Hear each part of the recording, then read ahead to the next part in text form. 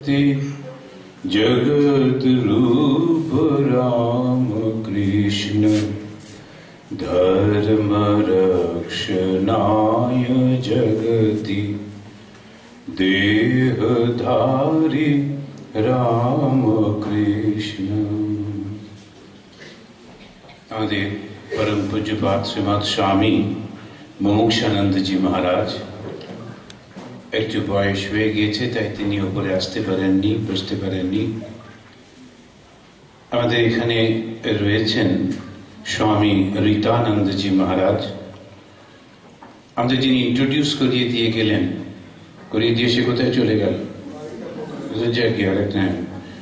দিব্যাশ্রয়ানন্দ জি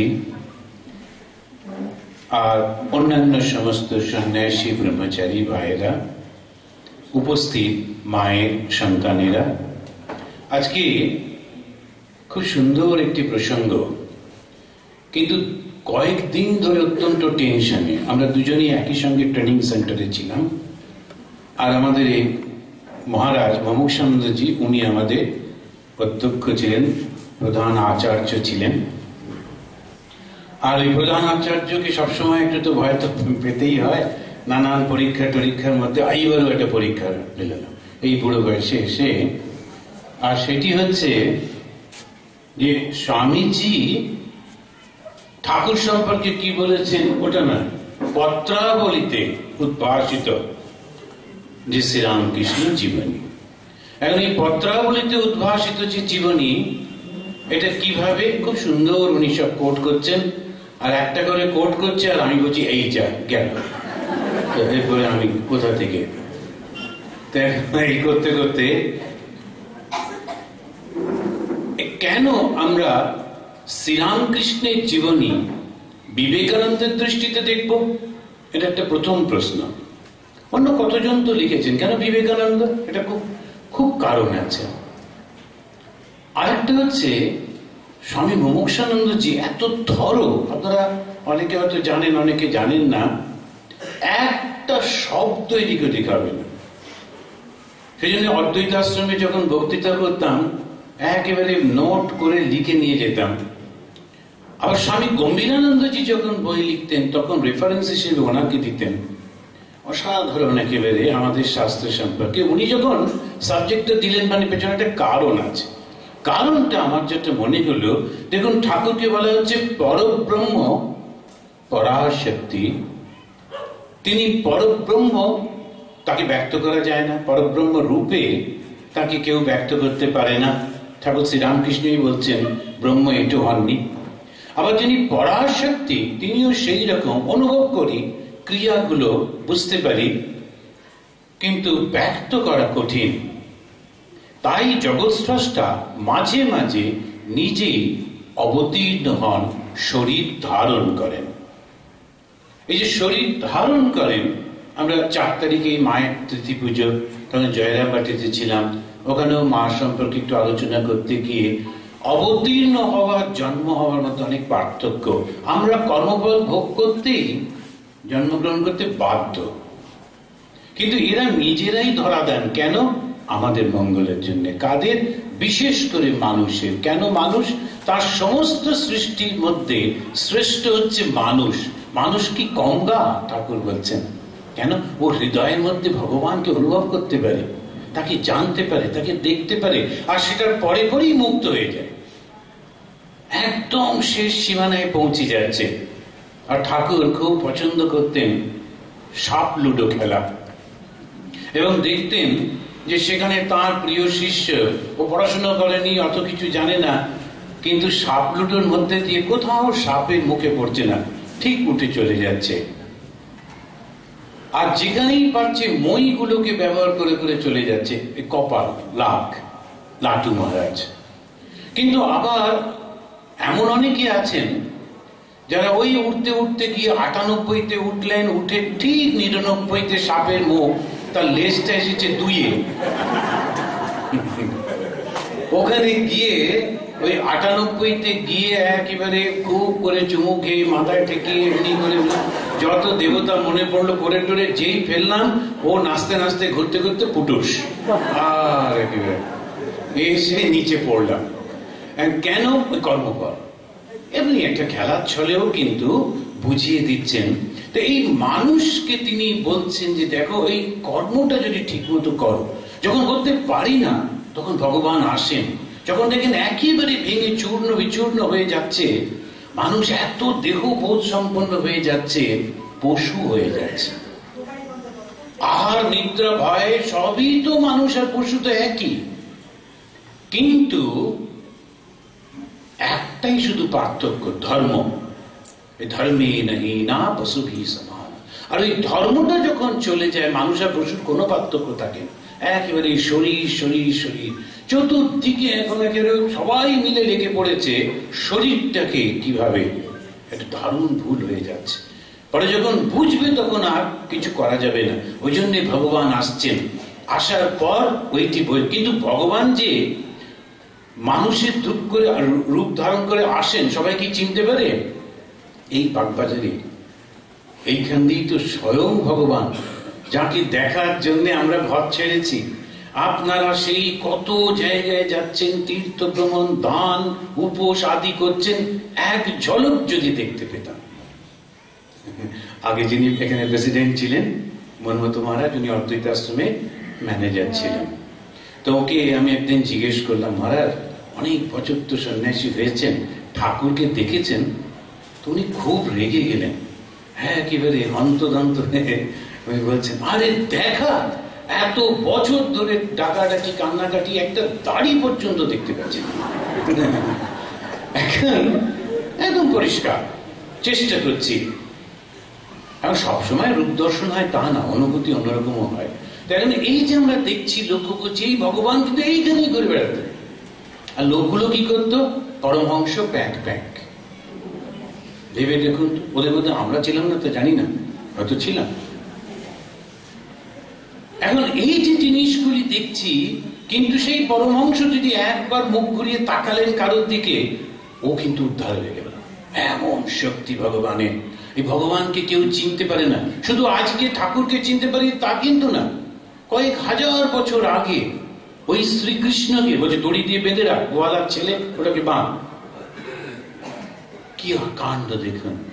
অবজানন্তি মা মূঢ়া মানসীম তনুমাশ্রিতম। আমি যখন মানুষের শরীর ধারণ করে আসি, কেউ আমাকে বুঝতে পারে না। পরম ভাব মজানন্ত মম ভূত মহেশ্বর।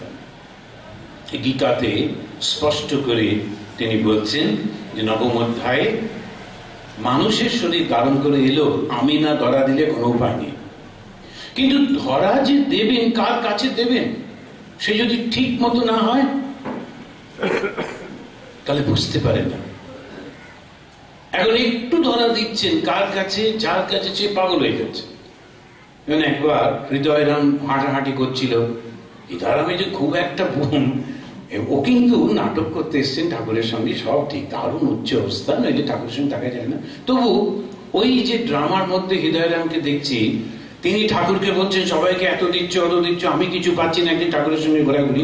আর হৃদয়রামের একটা সবসময় ছিল, সেবকদের অলওয়েজ এটা হয়ে যায়, সেটা হচ্ছে আমি করছি তো, আমি না করলে তো ইনি কি করতেন, তো কিছুই করতেন, ওনার জন্যই যে ওটা বুঝতে পারেন। সেই জন্য ঠাকুরের পাশে পাশে হাঁটছেন, বলে সবাইকে সব দিলেন, আমায় কিছু দিলেন না। ঠাকুর বলেন আচ্ছা ঠিক আছে, একটু পরীক্ষা করে দেখছেন কিরকম পারে কিনা। অন্ধকারের মধ্যে যাচ্ছিলেন, হঠাৎ হৃদয় দেখছে ওর গা থেকে আলো, ঠাকুরের গা থেকে আলো, আর মামা টামা নয়, তখন নাম ধরে ডাকছে, ওরে রামকৃষ্ণ, আমরা সাধারণ লোক নই, চল জগৎ উদ্ধার করে আসি। ঠাকুর সঙ্গে সঙ্গে তার সেই বিশেষ শব্দটা ব্যবহার করে এক বকুনি দিলেন, থাক যেমন ছিলি থাক। কেন? ধারণ করতে পারছে না। ধারণ করা চারটিখানি কথা নয়। এই কল্পতরু উৎসব গেল, ওইখানে তিনি আর একজনকে সে চেয়েছিল, সে যেন তার ইষ্ট দেবতাকে দেখতে পায়, ভগবানকে দেখতে পায়, দেখেছিল।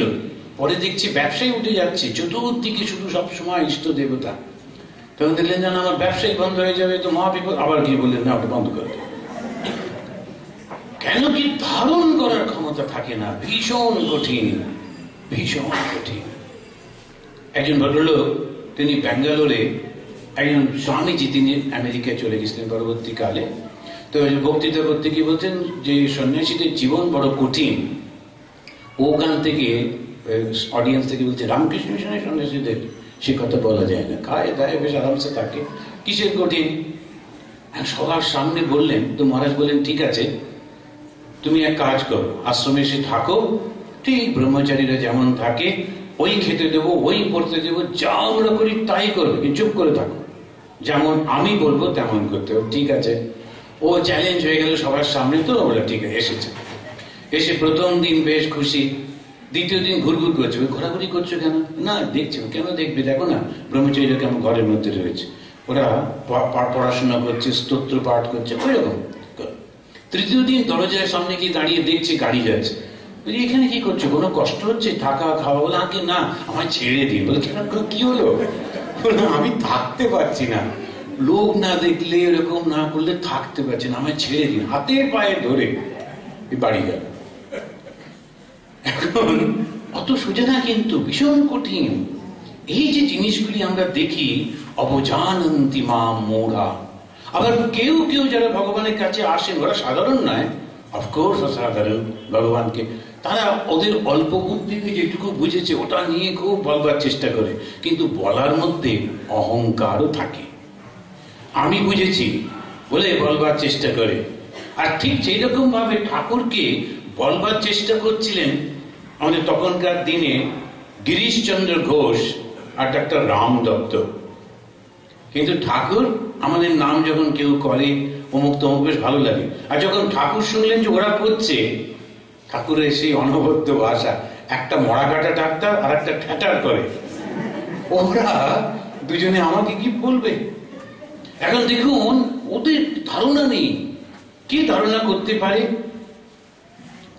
ওই ভগবান স্বয়ং ভগবানকে বুঝতে পারে, নইলে আর কেউ বুঝতে পারে না। ভগবান নিজে যদি না হন তো ভগবানকে বোঝার সাধ্য আর কারো নেই। ভগবানই শুধু ভগবানকে বোঝেন, আর ঠিক কেমন করে ব্যক্ত করতে হবে জানেন। এখন দেখুন, শ্রীকৃষ্ণ কিন্তু ধর্মপুত্র যুধিষ্ঠির, শুনেছি ওর রথের চাকা মাটির উপর দিয়ে যেত, কোনোদিন মিথ্যে বলতেন না, তিনি ধর্মপুত্র, সর্বদা ধর্ম পালন করতেন, কিন্তু তথাপি তাকে বলছেন না। পবনপুত্র মহাবীর ভীমকেও বলছেন না, অর্জুনটাকেই বলছেন, অনেক কিছু করত, কিন্তু তথাপি অর্জুনকেই বলছেন। কেন? তখন তিনি বলছেন বৃষ্ণি নাম বাসুদেব অস্মি, আমি হচ্ছি বৃষ্ণিদের মধ্যে, আর পাণ্ডবা নাম ধনঞ্জয়, ওই পাণ্ডবদের মধ্যে আমি ধনঞ্জয়। কেন কৃষ্ণ অত ভালোবাসেন অর্জুনকে? কেন ওই তো সে। যখন ঠাকুর বিবেকানন্দের জন্য মিষ্টি তুলে রাখতেন, তার ভক্তরা রেগে যেত, খুব স্বাভাবিক।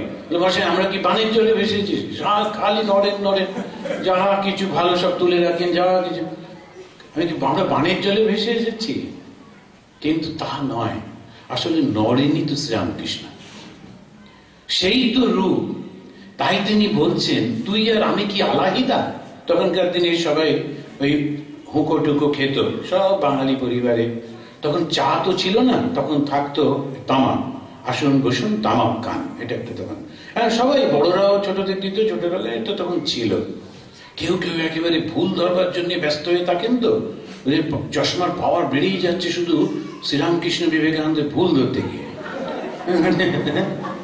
তার আগে খুঁজে বেড়াচ্ছেন কি করে, সব বই পড়ে, কিন্তু সমস্ত বই তন্ন তন্ন করে পড়ে, পড়ে একেবারে সে খুঁজে খুঁজে বার করছেন। একজন এসে বলছেন আপনারা বিবেকানন্দের কথা বলছেন বটে, কিন্তু জানেন বিবেকানন্দ স্মোক করতেন, তিনি হুঁকো খেতেন না। যে হুঁকো তো ছোট জিনিস, উনি চুরুট খেতেন। হুঁকো তো বেশ তবু আসছে, এরকম মোটা, সে রাশিয়ান চুরুট টুরুটও খেতেন। হলো, মনটা শান্তি হলো, লেখো গিয়ে 10 পাতা চুরুটের ওপরে 10 পাতা লেখো, লিখে একটু শান্তি পাও দেখি। আমাদেরকে নিয়ে টানাটানি না করে নিজে শান্তি পাও। বিবেকানন্দকে যতটা পারো পারো, দেখো না কি করা যায়। এই ভুল তখনকার পরিস্থিতির মধ্যে ওরা একটা করছেন, কিচ্ছু এসে যায় না। এই যে জিনিসটি না বুঝতে পেরে খালি নিন্দামন্দ করা। আর ঠাকুর বলছেন তুই আর আমি কি আলাহিদা। ওই মুখো থেকে খেতে বলেছেন, শুধু মুখো না, আর কোলকে, সেটা আবার নিজে হাতে ধরেছেন, এখান থেকে কার। আর ঠাকুর বলছেন এটা কি করে সম্ভব, এইটা বলছেন। আবার বলছেন জলের উপর একটা লাঠি পড়ে আছে, তো মনে হচ্ছে যেন জলটা দুভাগ, যারা বোকা তারা এরকম ভাববে, কিন্তু আসলে তো একই জল। কি কত হিন্টস দিচ্ছেন শ্রীরামকৃষ্ণই বিবেকানন্দ। আবার দেখলুম এটাও যা ওটাও তা, পাশে এসে বসে বলছেন এটা দেখলুম এটাও যা ওটাও তা। যে বিশ্বাস করবে সে বিশ্বাস করবে, আর যে করবে না সে কোনো কিছুতেই তার বিশ্বাস নেই। এই সব জিনিসটাই তো ল্যাবরেটরিতে নিয়ে গিয়ে প্রমাণ করা যায় না। আবার ওই বিবেকানন্দই বলছেন, lo the old man entered into me. ওই ঠাকুর একেবারে তার দৃষ্টির মধ্যে দিয়ে প্রবেশ করছেন। কি অসাধারণ এই জিনিস! এই শ্রীরামকৃষ্ণই বিবেকানন্দ রূপ ধারণ করলেন। করে আমরা পুরাণে দেখছি জীবের কল্যাণের জন্য ঈশ্বরের করুণা গঙ্গা রূপে যখন প্রবল বেগে নেমে আসবে, কি তাকে ধরবে? যখন ঈশ্বরের করুণা যখন নাবে, তাতে তো ধরে তাকে মানুষের মতো করে দিতে হবে। তো সেই করুণার বেগ কে ধারণ করলেন? স্বয়ং শিব। আর শ্রীরামকৃষ্ণ করুণা গঙ্গা যখন নেমে আসছে, বঙ্গ হৃদয় গোমুখী হইতে করুণা গঙ্গা বহিয়া যায়। যদি ও খুব সুন্দর গান করছিলেন আমাদের এই মহারাজ, স্বামীজির উপরই সব গান হচ্ছে, এবার একটু ঠাকুরের উপর যদি হয় তাহলে বঙ্গ হৃদয়, খুব সুন্দর গান। এই বঙ্গ হৃদয়ে গোমুখী হইতে যে করুণা গঙ্গা প্রবাহিত হচ্ছে, সেটা কে দেবে মানুষকে তাদের মতো করে? তার যতটুকু প্রয়োজন ওই শ্রীরামকৃষ্ণই দিচ্ছেন এইবারে শিবরূপী বিবেকানন্দকে।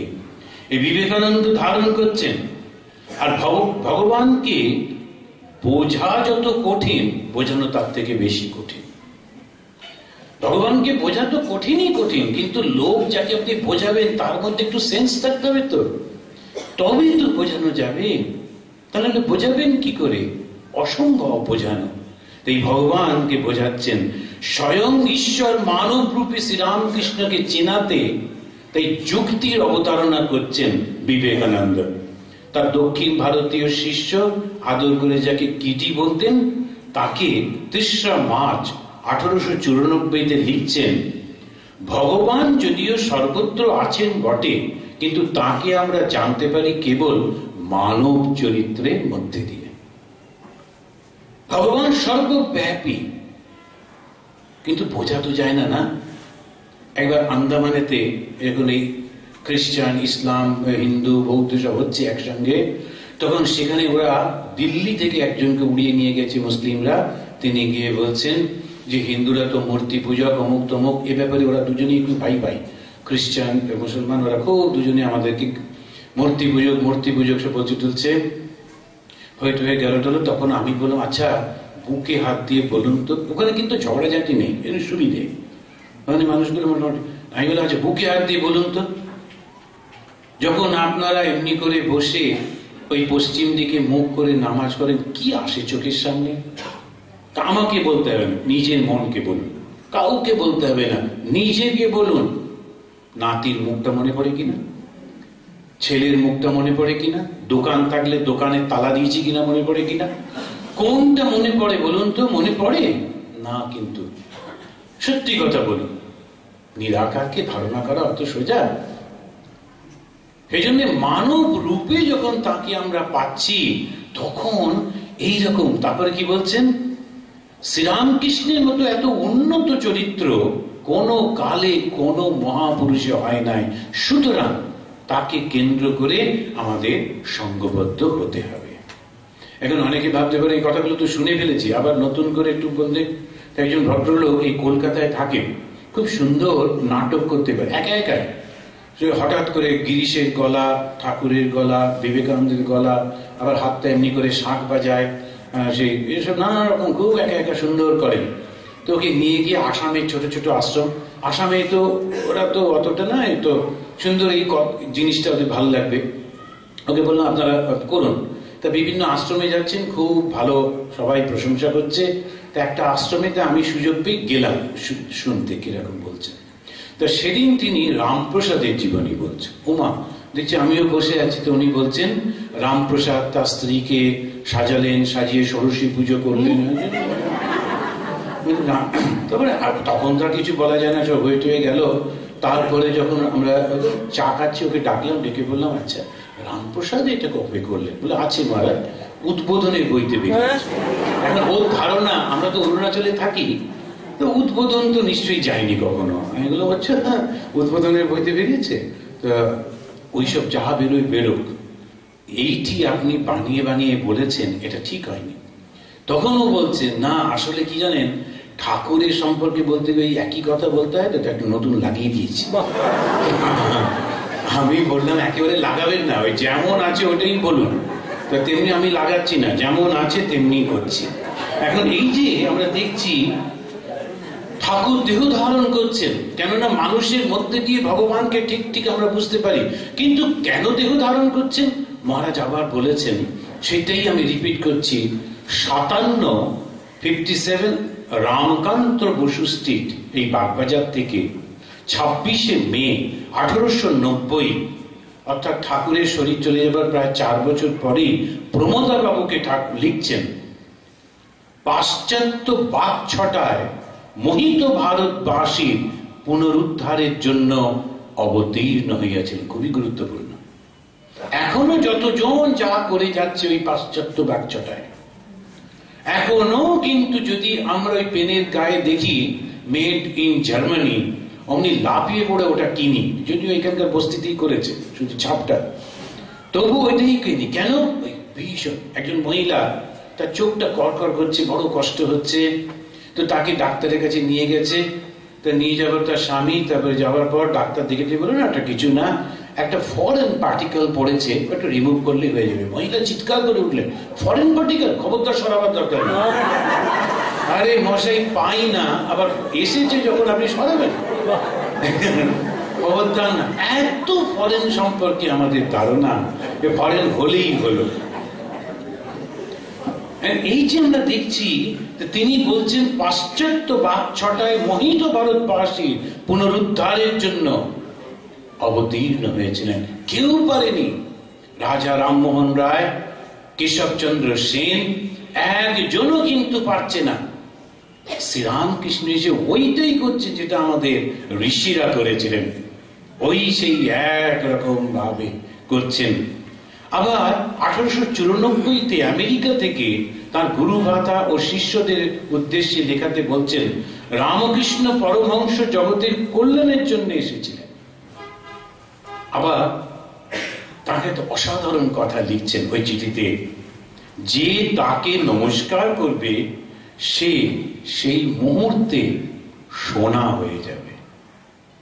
কি অসাধারণ কথা! দেখুন, ঠাকুরের বাণী বলছেন, ঠাকুরই বলছেন বিবেকানন্দের মুখ দিয়ে, যে তাকে প্রণাম করবে সেই মুহূর্তে সোনা হয়ে যাবে।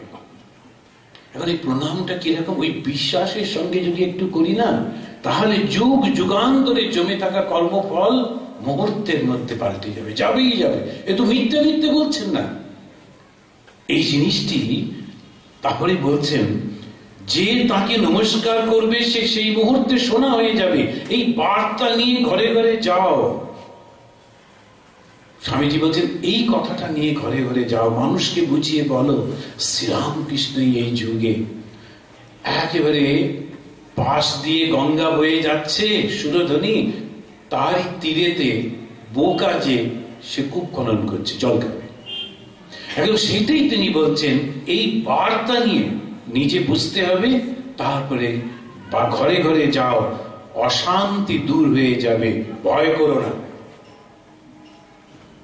এই যে কথাগুলি খুব অসাধারণ। নরোত্তম নগর থেকে উল্টো দিকে, যেটা ব্রহ্মপুত্র, তার উপর ওদিকে আর একটা স্কুল আছে রামকৃষ্ণ মিশন, সেটা হচ্ছে আলম। এখন ওটাকে নাম দিয়েছে আলো, জায়গাটার নাম দিয়েছে ট্রাইবাল নাম।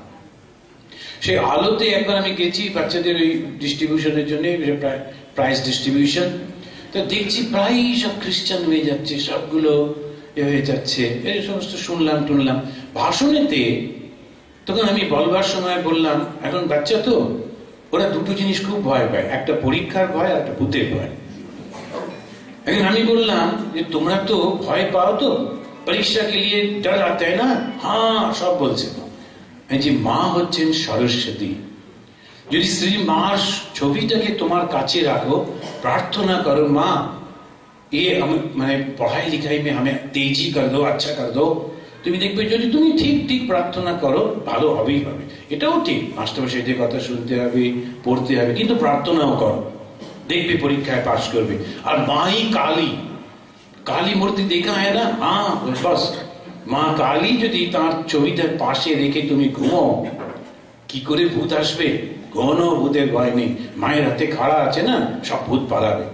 এবারে যেই বক্তৃতা শেষ করেছি, এরকম প্লাস্টিক চেয়ার গড় গড় গড় গড় করে প্রায় 1000-2 বাচ্চা সেইগুলো চেয়ার মেয়ার ফেলে সব, সেই যে কি একটা ভয়ঙ্কর আওয়াজ, ছুটে বেরিয়ে চলে গেল। আমি বললাম এই রে কি বললাম, সব পালালো কেন? তখন একজন সাধু বলছে, মহারাজ এটা আপনি বলে দিলেন যে মায়ের ছবি রাখলে ওর পড়াশোনা ভালো হবে, ভূতের ভয় চলে, যেটা বলে দিলেন পরিষ্কার। ওরা এখন কি করেছে, ওই আমাদের যে বুকসেল সেখানে গিয়ে মায়ের ছবি কিনছে, যেটা মায়ের ছবি শেষ হয়ে গেছে, যে বইতে মায়ের ছবি ছিল ওই বইটা কিনে নিয়ে ছবিটা ছেড়ে বইটা ফেলে দিচ্ছে। এখন দেখুন এই বার্তা নিয়ে ঘরে ঘরে যাও। আমি বললাম আমি তো বিশ্বাস করি, তুমি করো না? আমি তো বিশ্বাস করি মাই সরস্বতী, মাই কালী, কোনো ভয় নেই। এখন এইটা যেটা বলছেন, এই বার্তা নিয়ে ঘরে ঘরে যাও, তখন দেখবে আর কোনো অশান্তি থাকবে না, কোনো ভয় থাকবে না। এই কথাগুলি খুব সুন্দর করে বলার পর শুদ্ধ সপ্তগুণের বিভূতি ঈশ্বরকে যাদের মনের মধ্যে কামনা থাকে, সেই জীব কি বুঝতে পারে? স্বয়ং ঈশ্বর মানবরূপী শ্রীরামকৃষ্ণকে তাই তিনি এইভাবে বর্ণনা করছেন। এরপরে আমি দেখছি স্বামী বিবেকানন্দ যে কথাগুলো বলছেন, তিনি কিন্তু সেইভাবে ঠিক জীবনী রচনা করেননি। থাউজেন্ড আইল্যান্ড পার্কে তার কয়েকজন শিষ্য শিষ্যা ছিলেন, তাদের কাছে একটু ঠাকুর সম্পর্কে বলেছেন। আর মাই মাস্টার মদীয় আচার্যদেব বাংলাতে, ওই বইটার মধ্যে অল্প কিছু, কিন্তু তাও অনেকটা অন্য ব্যাখ্যা এইটাতে তিনি বিশেষ বলেননি, পত্রিকার মধ্যে মাঝে মাঝে। কিন্তু তথাপি দেখছি ধর্ম প্রসঙ্গে স্বামী ব্রহ্মানন্দের মধ্যে, স্বামী ব্রহ্মানন্দের শ্রী প্রভুর মানসপুত্র, তিনি স্পষ্ট করে বলছেন ঠাকুর তার মানে স্বামীজির ভেতর দিয়ে জগতে প্রকাশ হয়েছেন। তার কথা অর্থাৎ বিবেকানন্দের কথা ঠাকুরের কথা বলে জানবি। দেখুন এই যে কোন রকম আর অ্যাম্বিগুইটি নেই, বিবেকানন্দের কথাই ঠাকুরের কথা। আর স্বামীজি কি বলেছেন? স্বামীজি বলছেন 26শে মে 1890-তে স্পষ্ট করে প্রমোদা বাবুকে লিখছেন, আমি রামকৃষ্ণের গোলাম, এই দেহ তুলসী তিল দেহ সমর্পণ করিয়াছি। ওই বৈষ্ণবরা বলে এই দেহ এই তিল এই তুলসী সমর্পণ করে। আবার বলছেন এই জন্মে এই শরীর সেই মূর্খ বামন কিনে নিয়েছে। একজন আমাদের খুব পরিচিত, তিনি ঠাকুরকে মাঝে মাঝে বলতেন এই বুড়ো বামন, এই বুড়ো বামন। মশাই না, স্বামীজি বলেছেন তো? স্বামীজি বলেছেন, আপনি স্বামীজি নন।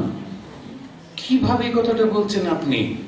স্বামীজি স্বয়ং শ্রীরামকৃষ্ণ, তিনি বলতে পারেন বুড়ো, তিনি বলতে পারেন বামন, তিনি বলতে পারেন মূর্খ। কেন? ও নিজেই তো। আপনি বলতে পারেন না। খবরদার এই ভুল করবেন না, অন্তত আমার সঙ্গে তো নয়। এখন এই যে আমরা মূর্খামি করে ফেলি, আবার সেই বিবেকানন্দ কিন্তু অনুভব করছেন। কি অনুভব করছেন?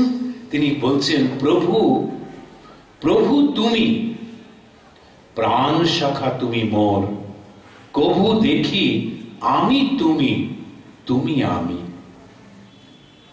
একজন বিবেকানন্দ নিজেই ব্যক্ত করছেন এই যে একত্বের অনুভূতিতে উদ্ভাসিত বিবেকানন্দ তার একেবারে নিজস্ব অনবদ্য ভঙ্গিতে প্রিয় ভ্রাতা শিবানন্দজি মহারাজকে লিখছেন আমেরিকা থেকে 1894-তে, ভায়া রামকৃষ্ণ পরমহংস যে ভগবানের বাবা তাতে আমার সন্দেহ মাত্র নাই। দাদা বেদ বেদান্ত পুরাণ ভাগবতে যে কি আছে তা রামকৃষ্ণ পরমহংসকে না পড়লে কিছু বোঝা যাবে না। দেখুন এই যে কথাগুলি আমরা বলছি দেখছি, তিনি একজন বেদান্তের ভাষ্য। বেদান্তটা কি? তুরীয়ানন্দজি মহারাজ খুব বেদান্ত পড়তেন, এইখানেই থাকতেন, যাচ্ছেন না ঠাকুরের কাছে। তাই ঠাকুর তো সব নজর রাখেন, সব কর্মী দলকে টেনে টেনে এক জায়গায় করছেন। খবরে ওর ছেলেটা আসে না কেন? তখন ওকে বলে যে না, ও বেদান্ত বলছে। আচ্ছা ডাক একদিন, তবে তোর বেদান্তে আছে কি? ব্রহ্ম সত্য, জগৎ মিথ্যা, আর কি? দেখুন এই পুরো বেদান্তে এই যে যত যত বই আছে, তাই বলে একদম পড়বেন না তা কিন্তু না। নইলে আমাদের এত বই ছাপিয়েছি, উপনিষদ বিক্রি হবে কি করে? পাবলিকেশন সেন্টারে দাঁড়িয়ে এসব বললে আর পরে আমাকে ঢুকতে দেবে না। পড়বো তো বটে, কিন্তু সত্যি কথা বলতে কি, ঠাকুরের জীবনের মধ্যে দিয়ে যখন দর্শন করি ব্রহ্ম সত্য জগৎ মিথ্যা জীব ব্রহ্মৈব না অপরা, শ্রীরামকৃষ্ণদেব বলছেন এই জগৎটা যদি সত্য হতো কামার পুকুরকে সোনা দিয়ে ডেকে দিতাম। এই এক। দুই, তিনি ওই গরিবগুলোর মধ্যে গিয়ে বসে বলছেন যাব না কাশিতে, দেখবো না শিব যতক্ষণ না এদেরকে কিছু দেওয়া হচ্ছে। ব্রহ্ম সত্য জগৎ মিথ্যা জীব, জীব যে ব্রহ্মৈব না অপরা, এ ব্রহ্ম ছাড়া কিচ্ছু না। এই যে ঠাকুরের জীবনের মধ্যে দিয়ে আমরা দেখছি, তিনি the latest and the most perfect. Swamiji বলছেন শ্রীকৃষ্ণ জন্মেছিলেন কিনা জানি না, বুদ্ধ চৈতন্য প্রভৃতি একগে, Ramakrishna Paramahamsa the latest and the most perfect. এখন এইটা নিয়ে আমার একজন একবার হঠাৎ করে এসেছিল, একটা জায়গায় বক্তৃতা করছি, তো এসে বলছে যে মহারাজ আপনার বক্তব্যটা আমার ভালো করে শোনা হলো না, শেষের দিকে এসছি ইত্যাদি। তারপরেই বলছে ওর নামটা, আমার নাম হচ্ছে অমুক। আমি মনে মনে বললাম ভাগ্যিস আসেনি, নাহলে উৎপাত হতো। তো এখন খুঁজছে স্বামীজি কি কি ভুল বলেছেন। কি ভুল বলেছেন? এই যে এখানে বলছেন যে শ্রীকৃষ্ণ জন্মেছিলেন কিনা জানি না, কিন্তু একটা জিনিস ভুল করলে ওই হয়ে যাবে। স্বামীজি যখন বলছেন না, একদম মনের মধ্যে গেঁথে দেওয়ার জন্য বলছেন, ওটাকেই অন্যভাবে ধরলে হবে না, তখন ভুল হয়ে যাবে। আবার সেই স্বামী শিষ্য সংবাদে এই বিবেকানন্দই বলছেন ঠাকুর আমাকে বলেছেন যে রাম যে কৃষ্ণ ইদানিং এই শরীরে। সেই জন্য জিনিসটাকে ঠিক মতো বুঝতে হবে, তা না হলে তো হবে না। কালকে একটা লোক আমায় ধরেছে, কালকে না পরশুদিন, মায়ের বাড়িতে উৎসবের মধ্যে একটু মহারাজ একটা কথা জিজ্ঞেস করে যায়, কি হলো? তো বলছে স্বামীজি বলেছেন তোরা নিঃশ্বাস নিতে জানিস না, তো কি করে নিঃশ্বাস নেব? ওটা রাজযোগে হয়তো বলছেন। কিন্তু এখন যদি আপনি রাস্তাঘাটে এরকম করতে করতে হাঁটেন, তো লোকে তখন ভাববে যে হাঁপানির রুগী অক্সিজেন দেবে, তখন আরো উৎপাত হবে। তো যেরকম করছেন ওরকমই করুন। কথাটা তো একটু বুঝতে হবে। এইটুকু বোধ যদি না থাকে, যখন একটা কেউ কিছু বলছে, তখন বিশেষ করে বিবেকানন্দ অসাধারণ একটা সাহিত্যিক, তিনি যখন কোনো কিছু বলছেন এমন করে বলছেন ওই মনের মধ্যে ঢুকে যাচ্ছে। তোরা নেই নেই করতে করতে কি নেই হয়ে যাবি? নেই মানে কি? একটা নায়ের পুটলি, না আমি পারবো না। এখন এই যে জোরটা দিচ্ছেন কেন? আমরা এমন একেবারে না, সেই 700 বছর 800 বছর ধরে দাসত্ব করতে করতে দাস হয়ে গেছি, কিচ্ছু নিজের থেকে বুদ্ধিটা চিন্তাটা করতে পারি না। এই জন্য এই বিবেকানন্দের এই কথাগুলো খুঁজে খুঁজে কন্ট্রাডিকশন বার করে এই মোটা বই লিখছে। দেখুন কিরকম এইখানে তিনি বলছেন জ্ঞান প্রেম বৈরাগ্য লোকহিত চিকিৎসা উদারতা জমাট, কারোর সঙ্গে কি তার তুলনা হয়? দেখুন এই হচ্ছেন শ্রীরামকৃষ্ণ। আমরা এই যে ঠাকুরের কাছে এসেছি, এখন এই যে উপদেশটা ঠাকুর কি দিচ্ছেন, উনি এখানে বলছেন যে উপদেশ কি, উপদেশ কি পথ নির্দেশ করছেন শ্রীরামকৃষ্ণ। বিবেকানন্দ লিখছেন স্বামী রামকৃষ্ণানন্দজিকে ইংল্যান্ড থেকে 1896-তে, এটা চিঠি না, পড়ে দেখবেন একেবারে রামকৃষ্ণ সঙ্গে ম্যানিফেস্টো। সমস্ত সংঘটা কিরকম হবে বিশাল করে লিখছেন। তার মধ্যে বলছেন এই নতুন অবতার বা শিক্ষকের এই শিক্ষা যে এখন যোগ ভক্তি জ্ঞান ও কর্মের উৎকৃষ্ট ভাব এক করে নতুন সমাজ তৈরি করতে হবে। দেখুন কিরকম, এই হচ্ছে আসল কথা, নতুন সমাজ তৈরি করতে হবে। তা না হলে হবে না। আমাদের যে অন্যান্য জায়গায় সমস্ত আশ্রমগুলোতে যাই, লোকদের দেখি সে একেবারে পুটপুট পুটপুট করছে। এক জায়গায় গেছিলাম, সে ওখানেতে একজন ভদ্রলোক, তিনি রামচরিত মানুষ পাঠ করেন, ফর্সা সুন্দর দেখতে, তিলক টিলক কেটে করে। ইউপির লোক, ওরা কিন্তু এটা মুখস্থ করে যে সুন্দর বলে, ওটা কিন্তু প্রফেশন। ওখানেতে ও যে বাড়িতে আছে ইউপির লোক, তিনি প্রিंसिपल चीफ कंजर्वेटर फॉरेस्ट। আমাকে বলছে স্বামীজি আপ না আনে সে উनको साथ बैठ के कौन खाएगा। মশাই খুব অসুবিধে, আপনি ওনাকে ডাকুন, খাওয়ান, ঠিক আছে শুনবেন। এবার যখন গেলাম বড় বলছে, ওই ভদ্রলোক বক্তৃতা করে তিনি এসে আমাকে দেখেই রামকৃষ্ণ মিশনারি দেখে সঙ্গে সঙ্গে বলছেন, हमने तो आज खुल्ला खुल्ला सबको कह दिया जो मछली खाते मांस लेते वो तो नरक में जाएंगे। अच्छा वो बोललो तो কি এসে গেল, নরক में जाएंगे। জায়গায় যায়, নরক যাই মাছের খাওয়ার যে আনন্দ সেটা তো করিনি, পরে দেখা যাবে। এখন ওইটা বারবার বলছে। তখন আমি বললাম যে রামচন্দ্রের কি খেয়েছিলেন না করে সব না করে তিনি যে গিয়ে ওই একেবারে নিচু শ্রেণীর একটা মানুষ গোহক চণ্ডাল তাকে বুকে জড়িয়ে ধরলেন, ওই কথাটা একবারও বলেছেন? ওটা বলুন না। ওটা বললে দেখবেন এই ধরনের অবস্থা হবে না। হিন্দু ধর্ম আমরা সবাই পায়ের তলা থেকে চলে যাচ্ছে। শেষকালে দেখবেন আপনি ছাড়া আর কেউ নেই, আপনি আর মাইক্রোফোন, আর কেউ নেই। এখন এই যে জিনিসগুলি, তাই স্বামীজি বলছেন এই নতুন অবতার বা শিক্ষকের এই শিক্ষা যে এখন যোগ, ভক্তি, জ্ঞান ও কর্মের উৎকৃষ্ট ভাব এক করে নতুন সমাজ তৈরি করতে হবে সাধারণ লোকের পক্ষে, এবং প্রথম উদ্যোগীর পক্ষে নিষ্ঠা বড়ই আবশ্যক। অর্থাৎ অন্য সকল দেবকে নমস্কার, কিন্তু পূজা কেবল রামকৃষ্ণের। নিষ্ঠা ভিন্ন তেজ হয় না। আমাদের প্রথম যখন অরুণাচলে স্কুল করলেন যে স্বামীজি, তিনি ওখানে গিয়ে ঠাকুর মাঝখানে, এক পাশে বুদ্ধ এক পাশে যীশু খ্রিস্ট করে হলো। ঠাকুরকে তিনি অতটা আমাদের জোর করা হলো না। ফল কি হলো জানেন? আমরা ওদেরকে বোঝালাম না। ট্রাইবাল একটা টেম্পারামেন্ট আছে, আমি দীর্ঘদিন ওদের মধ্যে থেকে দেখেছি। ওরা শিক্ষিত অশিক্ষিত একটাই টেম্পারামেন্ট, ইউ ডিকটেট আই ওবে। আমি অরুণাচলে ছিলাম, আন্দামানে ছিলাম, ওদের মধ্যে দেখেছি ভাই কি করতে হবে বলে দাও, ক্যা করনা হ্যায় বাতা দো, বাস হো গিয়া। এইটা ভালো এইটা মন্দ তুমি এবারে বুঝে করো, ওর মাথায় আসে না। শিক্ষিত লোকও পারে না। এবং এইবারে খ্রিস্টানরা এসে যখন বললো যে ইনি শ্রেষ্ঠ, ওরা খ্রিস্টান হয়ে গেল। আমাদের একটু খুব ভালো, নিজের চোখের সামনে দেখেছেন শ্রীরামকৃষ্ণকে।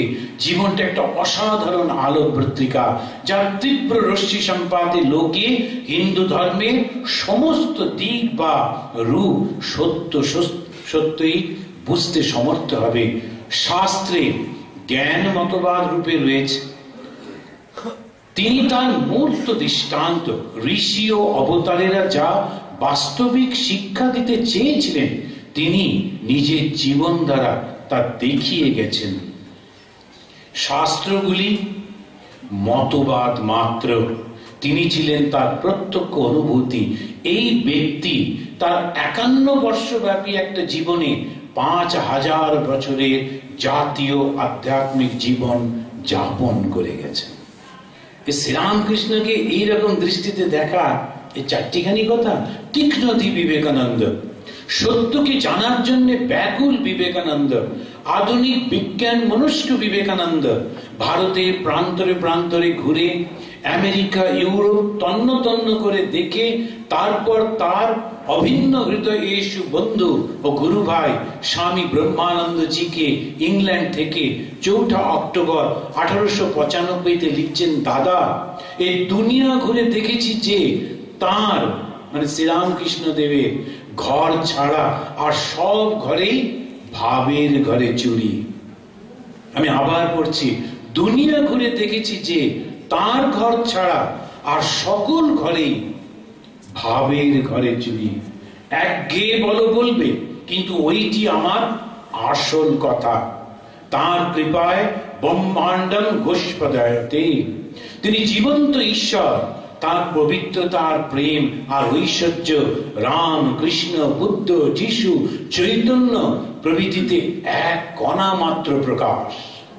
শ্রীরামকৃষ্ণদেবের উপর ভক্তি ও বিশ্বাসের সুমেরু বট রামকৃষ্ণানন্দজিকে লেখা 1895 চিঠিতে রামকৃষ্ণ সম্পর্কে একটা নতুন দিক নির্দেশ করছেন।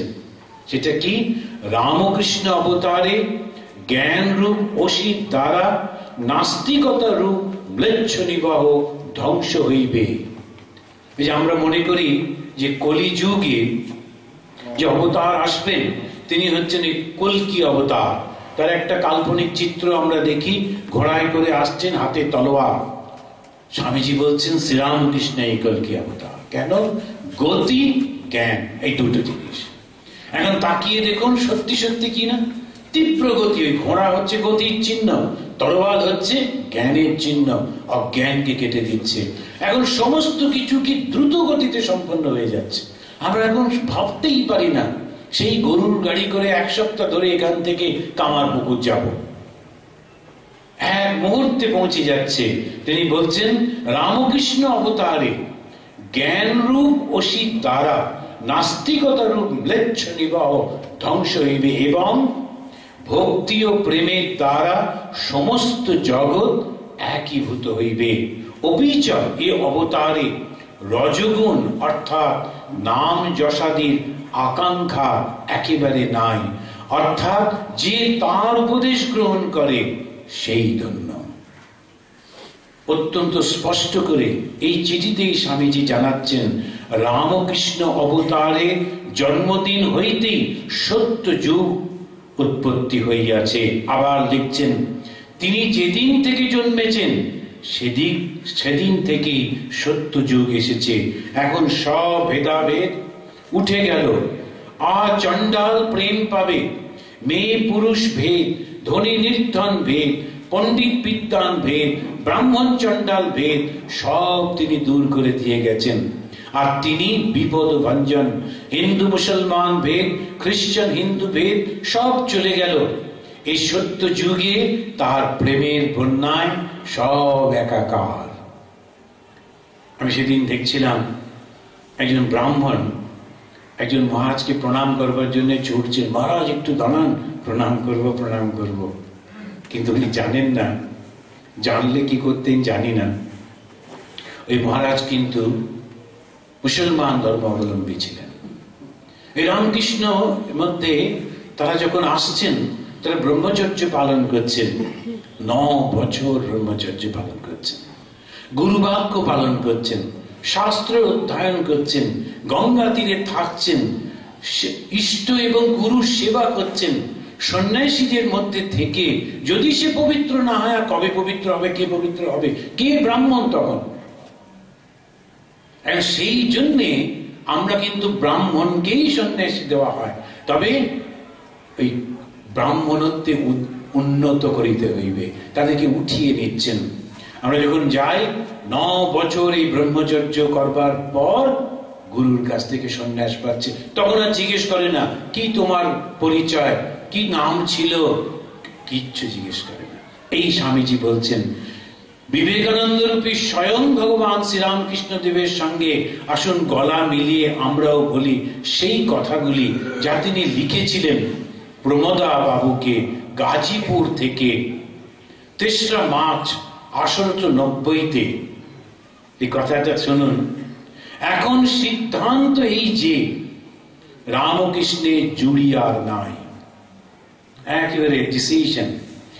এখন সিদ্ধান্ত এই যে রামকৃষ্ণের জুড়ি আর নাই, সে অপূর্ব সিদ্ধি আর সে অপূর্ব অহেতুক দয়া, সে ইন্টেন্স সিম্প্যাথি বদ্ধ জীবনের জন্য এই জগতে আর নাই। আবার একটা অন্য জায়গায় বলছেন সংসারে ঘোর অন্ধকারে এখন এই মহাপুরুষই জ্যোতিস্তম্ভ স্বরূপ, এর আলোতেই মানুষ এখন সংসার সমুদ্রের পারে চলে যাবে। তারপরেই ওই সেই মায়ের মতো আশ্বাস দিয়ে বলছেন তিনি কাণ্ডারি, ভয় কি? জয় ঠাকুর, জয় মা, জয় স্বামীজি।